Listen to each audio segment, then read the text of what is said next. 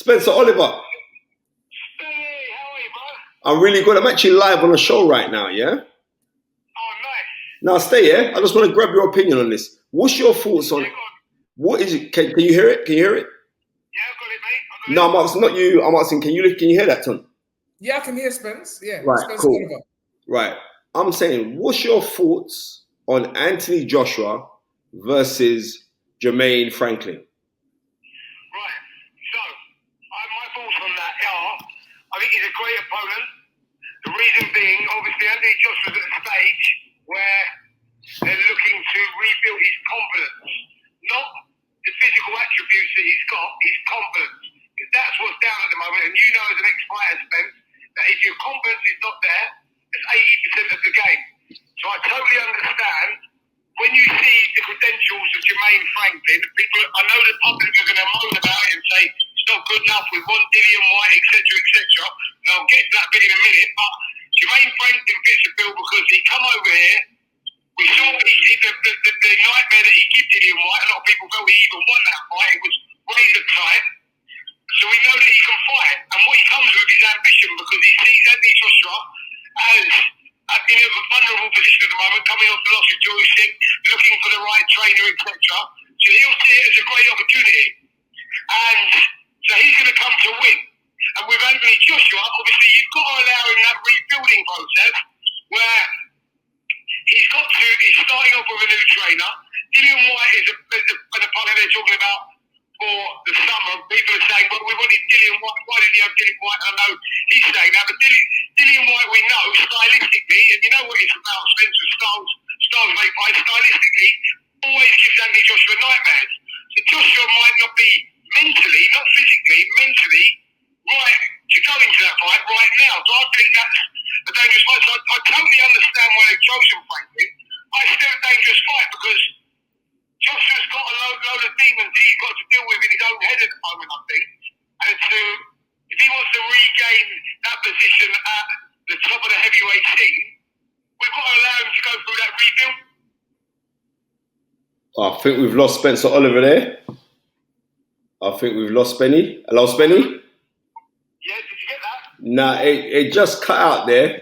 So, yeah. Say that again, please, mate. Yeah, so the last bit I said is that we have to allow him to go through that rebuilding process, and going straight into a Dillian White fight with the history of the two is very, very risky. So you've got to allow him, coming off those defeats to Usyk, you've got to allow him a fight, and it's not a foregone conclusion against Jermaine Franklin because we know he's a tough guy. So, but Joshua's got a lot of stuff that he's trying to put together, like within his team. And Spence, you know, right? If the whole, and Tunde, you will know this as well. If there's a piece missing out of the jigsaw, you know that mentally, on the psychological side, you're not in a good place. So Joshua's searching for that at the moment. So he's just teamed up with Derek James. We don't know if that's the relationship that's going to work or not work. So you've got to allow him that fight, that time. So I just think that, look, I understand it from a business point of view. I understand why they've taken Jermaine Franklin as the first opponent. Yep. And also, I just want to deal with this, as Menace Society says, no one cares about Franklin Jermaine. It better not be on pay-per-view. And the fight is not on pay-per-view. No. But here's the thing, though. Here's the thing. The fight's in April the 1st.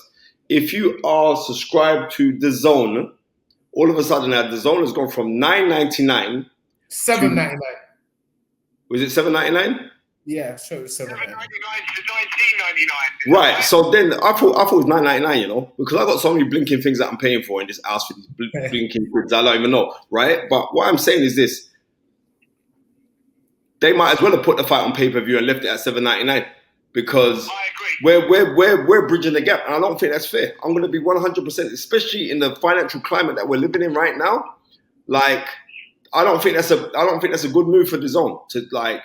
I'm with you, mate, and I just think that I know that as a business module, DAZN has hemorrhaged a lot of money over the last year or two, so they're trying to work out ways to regain that money. But I'm with you, as in the casual fan. A lot of people don't care about Jermaine Franklin, and it doesn't matter what we think about it and the rebuilding challenges to Anthony Joshua, a lot of fans will go, I don't want to pay 20 quid for that. So I do understand it. Like, it's a tough one for DAZN because I think the model that they've got at the moment maybe not working financially. They're trying other things, but is that right? Is it wrong? I just think it's going to be tough for them against Jermaine Franklin, I suppose. Yeah, I mean Dillian White, you've probably got a chance, but Jermaine Franklin's going to always be a struggle. Well, I'm just saying this. That is 120% increase.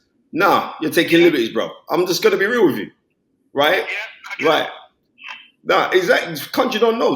No, I'm not happy with that. And I will air my opinion. I'm not happy with that at all. I know, I understand that. I totally get it, mate, because that's a big increase, too big. It's like when it's only used to be $1.99, then they jumped straight up from $1.99 to $7.99, which lost them a lot of subscribers. People thinking they're taking a liberty. Now jumping up to $19.99 is a huge step. It's massive. It's a massive step, and I'm not happy. Yeah. I'm just gonna keep it. I'm just keeping that 100%. I'm just keeping that. And what's your guys' feelings on that breakdown of what I thought about the Jermaine Franklin situation? No. With the opponent. I believe. Are you reading from the same page there? Or? 1,000,000% we're singing from the same hymn book. We're going to sing Kumbaya first, and then Amazing Grace, and then we're singing your hymn. Simply because then this is how I see it. And I called it because I remember we did a watch along. If you ever want to get the best entertainment for watching a fight, you have to tune into when we do the watch along. You just listen to Tundi when he goes off on one, right? I'm telling you, right? But Tundi did that, and after the fight, I said, I guarantee you, Tundi, they're going to bring back Franklin because he lost and it was close. They're going to bring him back for Anthony Joshua, and so said, so done. So someone's listening to what we're saying. So Here's the thing, right? Tell me if you guys agree on this. I think if Jermaine Franklin would have won, they would have brought him back. And if he lost, they would have brought him back. I don't think that's my opinion on it. If I'm totally honest, if he would have beat Dillian White, I think he would have been the opponent for Anthony Joshua.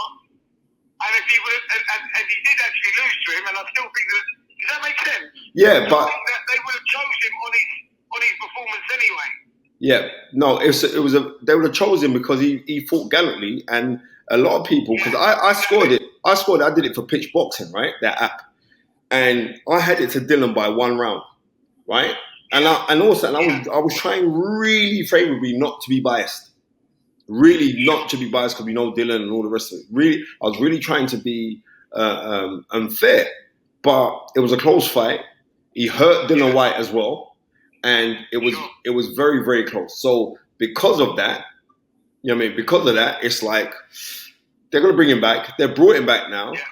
And in my head, I'm saying Anthony Joshua should really and truly, if he can overcome any mental demons, he should blast out Franklin in about 5 rounds. But we don't know, because one thing about Franklin, his crowd, it is. It's a bit of a ooh, but I think it's the right move simply to say, all right, let's gauge what Anthony Joshua's got left, right? Yeah. And then after that, then Anthony Joshua and Dillian White, that's gonna be the next fight. And then after that, he's gonna try and challenge for a world title, because I can't see nobody else in the mix for Anthony Joshua to fight. So I think he should if he can get through Franklin, please God he does.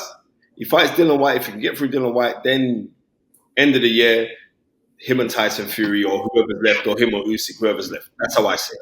Yeah, that's the roadmap, mate. I think that's where Joshua's at in his career. He's a 2-time world champion trying to regain the world title for a 3rd time. And he's at that stage of his career where he doesn't need to go for a 4 or 5 fight process to get back in the mix. No, he doesn't. That is the roadmap. Franklin, Dillian White, and then whether it's Wilder, whether it's Usyk, whether it's Fury, they're the sort of names that he's going to be looking at. So, yeah, it's interesting. But it's not give me this fight, because as you've seen, stylistically, I think it's good for Joshua, but we don't know the mental demons that he's overcoming at the moment, and you don't know how that's going to affect his performance. If it's a Joshua that boxed, like say, Vladimir Klitschko, that rawness and that fought with his heart on his feet, then he wins in style.